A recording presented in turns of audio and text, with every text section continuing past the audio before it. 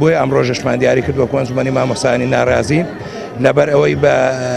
دەسەڵاتی هەرێمی کوردستان بڵین کە ئەم ڕۆژی ئەمە هەموو خوێنە ڕژالە سلێمانیە ئەو کۆمەڵە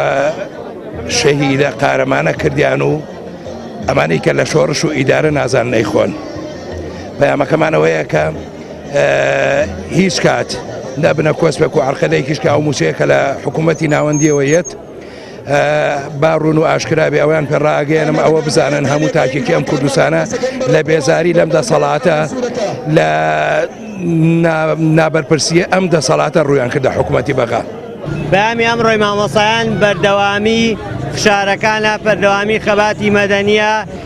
پەیامی بەردەوامبوون و بە هیلاک نەبوونە بەغام ڕازگۆیە کورد درۆ ئەکا حکوومەتەکەی بەزانێت تاڵبانی درۆزن سەخلوسین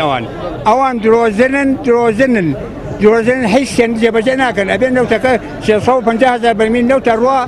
ئەی باشە 750 ملیار دینارەکە ئەی پارێزە خەڵکی و معاشی خەڵک بۆ ناتا. ئێمە بە دەسەڵاتداران دەڵێن کە چۆن لەنەوە یەکە ئەو جەماوەرە ڕاپەڕێنی کردژی دەسەڵاتدار زاڵمترین دەسەڵاتی ئەم سەرزەوی عێراق و هەمان شێوە بەپەیامیشیان بەژێ ئادەین کە هەمان میلەت ئەتوانن بەرامبەر ئەوانیش ڕاپەڕی بکەن و لە ناویان بەرن.